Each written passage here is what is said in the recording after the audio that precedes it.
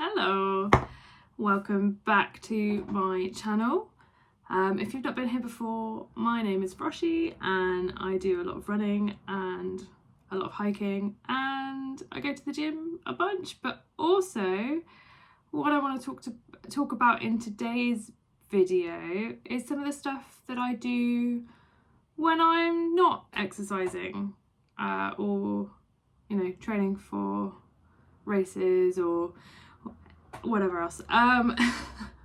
So I am also an author and a poet, and one of my big projects for this summer is to write the first draft of a novel. Now, this is not the first novel I've ever written, but it is the first one that I'm super serious about, and I've been working on it for a long time. So I thought today talk a little bit about this and some of the other projects that I have going on where outside of running. So welcome, get a coffee, it's going to be a chatty one, and see you in a sec. One of my biggest things about this novel is part of the reason I want to share it is because this is the one that I want to start submitting for publication. I'd really like to find an agent and go down the traditional publishing route, simply because that's always been the dream. I've done my research on the publishing industry. Those of you who've known me for a long time will know how much of the publishing industry I know about as somebody who's not worked for a big company before. But I don't want to go too much into my career history. So I would like to go down the traditional publishing route. I'd really like to have an agent. I have also got some other writing projects on the go at the moment. So I'm editing my screenwriting portfolio, and I'm going to be submitting that to agents over the summer as well. I'm very, very close to finishing what I need to do for that, and I've been working on that for 6 months. So it takes a long time just to make sure everything's coherent and everything's up to date. And as I've developed as a writer, making sure that my previous work reflects my developed skills, if you see what I mean. And I've also collated all my short stories into an anthology that I would also like to work on as well. That would be mostly editing. And I think what I'm going to do is put my poetry and my short stories together and see if I can get that published as well. So that will be in the submission process. However, the reason I'm doing that is because I have a poetry anthology that I submitted to a lot of different smaller publishing houses and haven't been able to get published yet. But I think it's quite difficult to get poetry published as a whole. And a lot of people I know have done it through self-publishing rather than going through a publishers specifically, even though they've had poems individually published, which is the same as me. I've had quite a few of my poems published individually in different anthologies and what have you, but I've only ever had rejections for the full anthology, and I've been working on it for such a long time, and I submitted it towards the end of last year, so I'd really like to be able to do something with that. And again, I'm very much not against self-publishing. I know quite a few authors who I'm really, really close with who go down the self-publishing route, and it works for them and it benefits them so much. But for me, it's not for me when it comes to my prose, but it is something I should really consider for my poetry. But we'll see how it goes. This is kind of stepping back into my career rather than developing it, if you see what I mean. I had a good long break, and now I'm trying to figure out what the future looks like for my writing career. But in terms of going back to the word count, I think doing 1,500 words a day is doable because it means that I can I can do that in a few hours, and it means that I can still do everything else that I need to do every day. Like tonight, for example, I'm going to a book club, as in like a reading book club in town, and I'm also seeing my friend before that. And you know, normally on a Tuesdays and Thursdays I have run club. Tomorrow I'm going to a book talk that I thought was tonight and isn't tonight, so it's a very book heavy week. So yes, I'm doing that tomorrow. And then yeah, just lots of hard work coming soon, I think. So yeah, I just make myself like the busiest person in the world, I swear. But you know, I haven't got any reason not to, and I enjoy it. So writing and YouTube and running and hiking and the gym and spending time with my friends and on top of all of that, trying to make some money so that I can eat and pay my rent, you know? So it's all these things. But yeah, we'll get there. It'll all be great. So yeah, so I will bring you along on my journey with my writing, and it's all going to be great.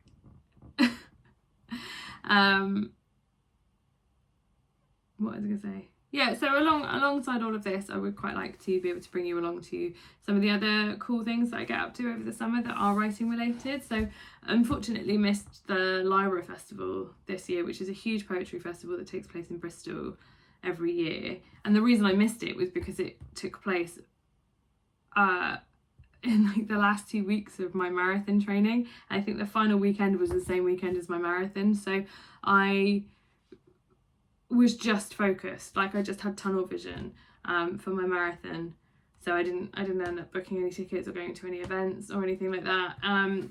But next year for sure. And I went to a load of stuff last year and it was really, really cool. I had a lot of fun. They do like workshops, they do performances and what have you, but this year, this summer, there's loads of cool things in the works. So yeah, so like other events going on. I'm not just super active, I'm also a massive nerd.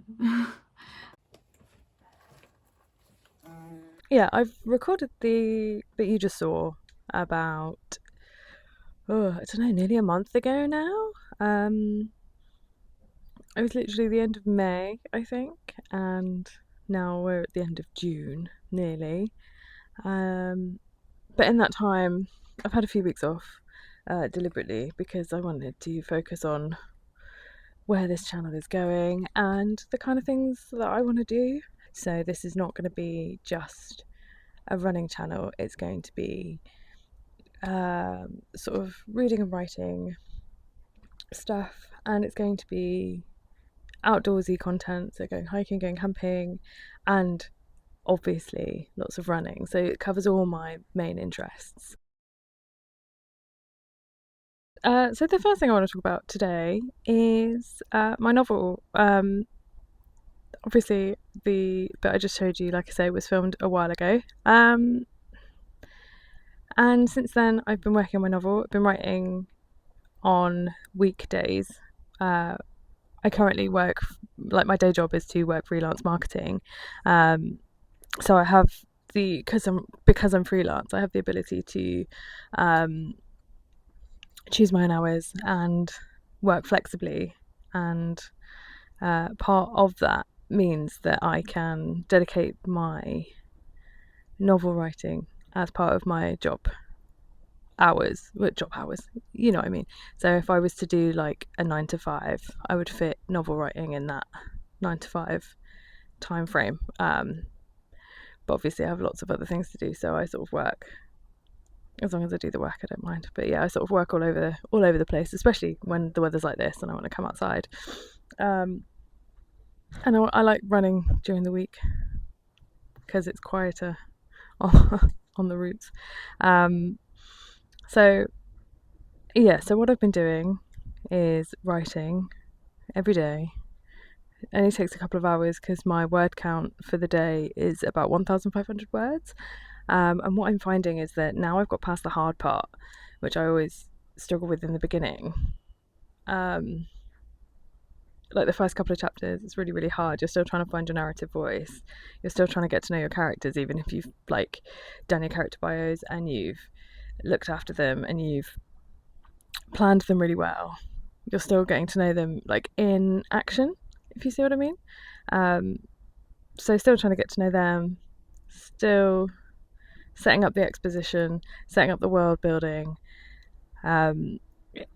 It can be quite a slog at the start, and I think that's why most people give up. Me especially, I'll get bored and then I'm like, whatever. And that's when the dedication has to take you through until you get to the more action part. So I'm at the part of my novel now. The inciting incidents happened. They've started the journey, the hero's journey. So they're well on their way. They're in the trials and tribulations phase. Although I'll do a whole other video on like story structure. That's fine. It's not deliberate story structure. It's just how stories are.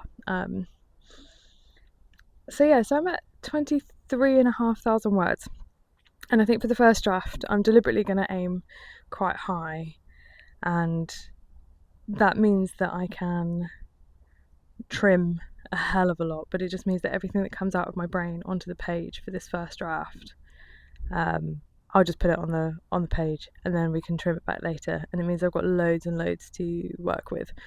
So I'll cut probably a third. But talking of writing, I wanted to showcase 5 software products. I hate talking about tech, but 5 software products that I use for my novel writing and for my short story writing and poetry, to help me stay organised, to help me keep on track, or to help me actually format, to write, and more. So we'll jump straight into that. So the first program I want to talk about is Scrivener. Now, I think one of my friends told me a while ago that they're based in Cornwall. I think they're based in Truro, which is great because it feels kind of local, but I know that it's used all over the world. I know it's a huge company, and I don't know if they are still in Cornwall or if that's even true. I will fact check. But yeah, so they're really cool. That's what I use to write all my stories on, and it's really great because all the planning and stuff can go into the one document. It's a huge document. It takes a little while to get used to, don't get me wrong. But I've been using it for 5 years, 6 years maybe, I don't know. I've been using it for a long time, and you can put all your character bios, your treatments, your synopsis, your like world building. If you do something like fantasy, I guess you could have like a document for your like magic system. You can have you can put your maps in there, you can put images in there. It's really good for all your planning. And then my favourite part is you can put any of those on a second screen in a separate document, and then as you go through the writing, you can I, for example, have my treatment on one screen, my novels on the chapters that I'm writing on another, and it's really easy to organise. And you can tailor it to however you want. So I normally have, when I'm doing the actual writing, I'll have like the manuscript, and then I'll have folders for each chapter, and then in each scene or sequence, in each scene I'll have a separate text folder, and then when you're in the main, like when you're looking at the folder of the chapter, you can see like the name and a brief overview of what's happening in each scene, so you can then go back and swap and change in the editing process. And you can put it, I think you can put it into editor mode. I've not actually used it in editor mode properly before, but I think you can put it in editor mode, and that just makes it a bit easier to maneuver everything around, to go through the edit. I normally do like a complete rewrite, but again, I can have that on one side, the new rewrite on the other, or I can start a separate document and have the two on each screen. I just think it's once you get used to it, I think you don't know how to live without it. It's a really good program, and I will rate it forever. I think I'll use it for as long as they keep going. So it's really brilliant, and it's also, when you're writing, it's automatically done in the right novel format. In fact, actually, it was a professional author who is a professor, or was a professor at Birmingham University at the time, who recommended it to me because I was writing in Word, and I sent her something to just do a brief edit over, and she was like, your formatting is atrocious, you need to use a specific program, or you need to learn how to do it properly. And I was like, okay, cried a bit, and then she recommended Scrivener, and I started using it, and she was like, "That's so much better just from writing it in here, so much better." So it's like, yeah, it's brilliant for that reason. I just started using it, fell in love with it, and never stopped. So you can also do different things on it. You can do like templates, I mean, so you can do like novel writing, you can do short story collections, you can do non-fiction or like a thesis if you're an academic. You can do playwriting or script writing, although I still use Final Draft for screenwriting. Again, just because that's what I've always used. I used it at uni. It's what the professionals use in industry. So I'll always use that Final Draft for screenwriting, but for prose or poetry, if I'm going to do a poetry collection, I'll always use Scrivener. So having the two. I should really have put Final Draft on this list, but it's basically the same. The same reasons I love Final Draft is the same reasons I love Scrivener, but just translated for screenwriting and theatre writing. Okay, the next thing I want to talk about is Pacemaker. It's literally what it says on the tin, as long as you don't look at it from a medical perspective. Pacemaker helps you track your word count. I use the free version, so you can only use it, I think you can only do 60 days in your plan, but that's fine because you can tailor it if you want to. So I wrote for a month, and then I did my official start date as the beginning of this week. And then, yeah, I can go on to 60 days. So I'm hoping to get the rest of the novel done in 60 days, but that's fine because I'm a quarter of the way through, if not slightly more. So you can tailor it. Like, I originally started it obviously on the 1st of June and then shuffled it forward, so you can tailor it like that, or you can just get the full plan. I haven't used the full plan, so I can't give a review on the full plan and if it's better than just using the free version. But you can, when you set up your project, you can tailor exactly what your project is. So you can do, like, again, same as Scrivener, you can set it to anything. You can do novel writing, you can do short story, you can do a thesis, you can do, like, I mean, it's got loads of options in the drop down menu, so you can choose whatever you want. And then you set your word count, how you want to count it. I love to do my word count from the day, because I'll just keep a tally on each of the text boxes that I'll do per scene. I'll just keep a tally and then add it up at the end of the day, and then put that into the progress marker, and then it will tell me how many words total I've got, and then I can compare it to the statistics on Scrivener to make sure that I've not lost any or gained any that I haven't actually got. So yeah, and what that does as well is it keeps you accountable when you update it. It does a little like like little celebration thing, which always is like a bit of a dopamine hit, always makes you feel good.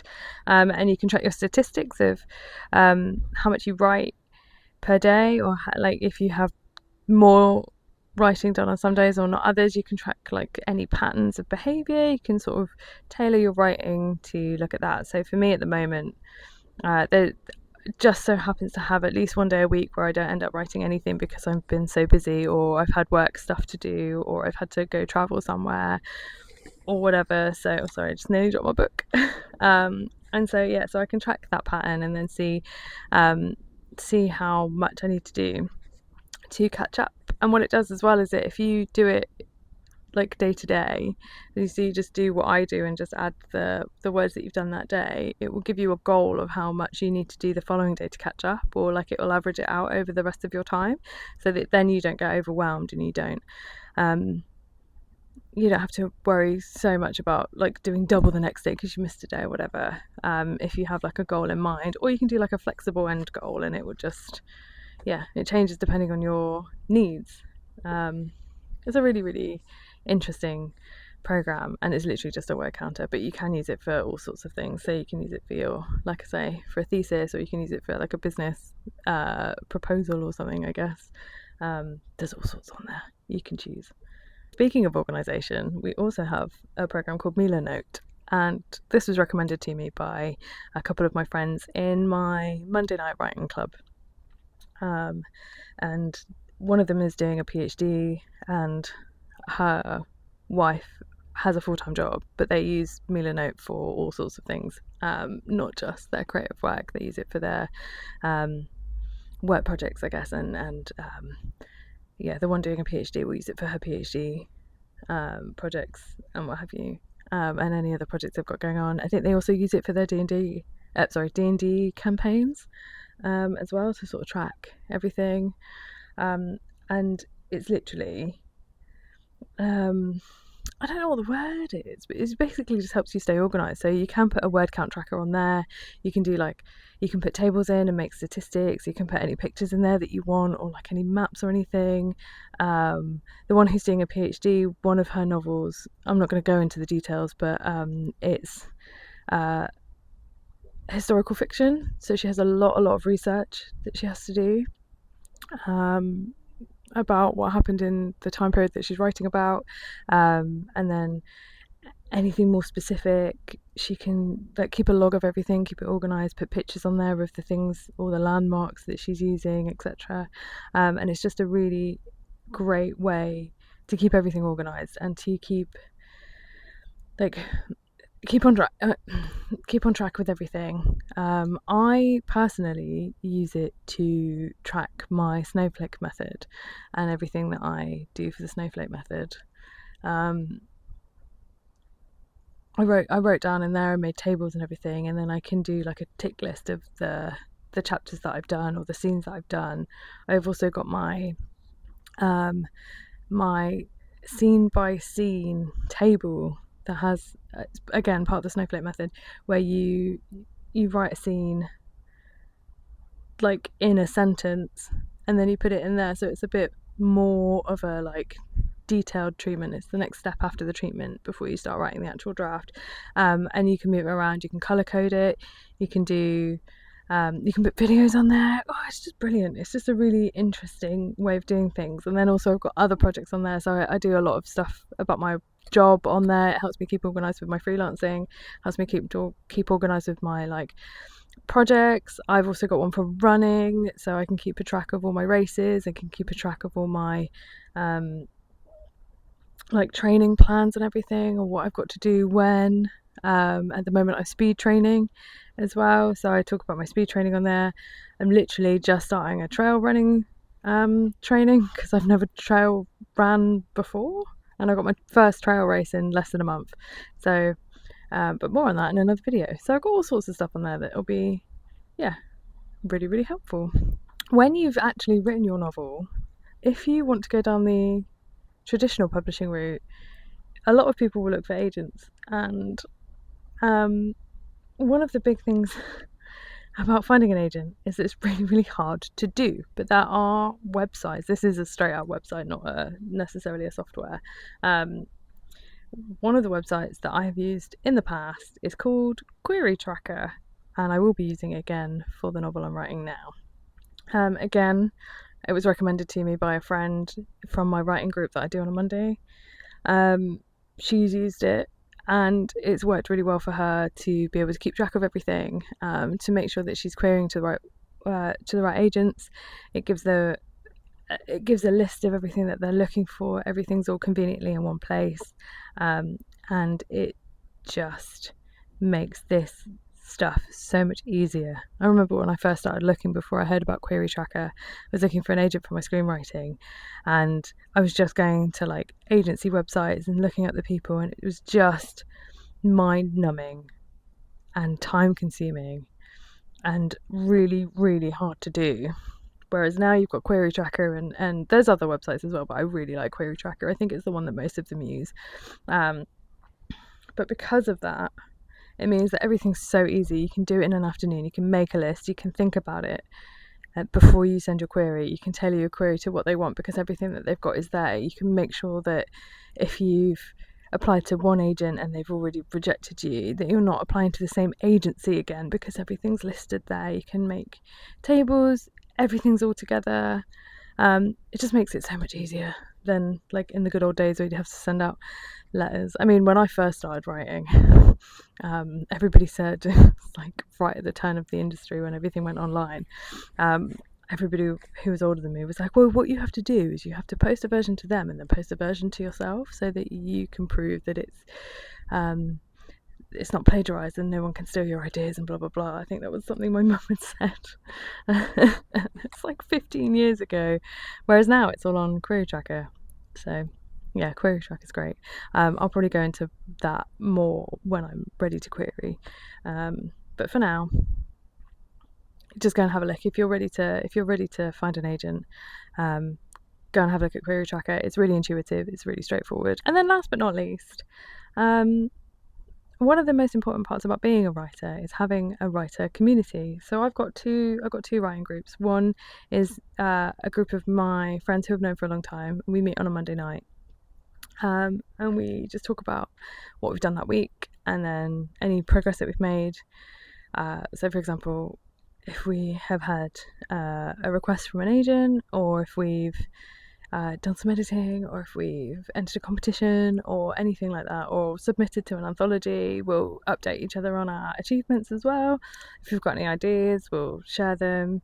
We've got a Discord that will pop stuff in. It's a closed Discord.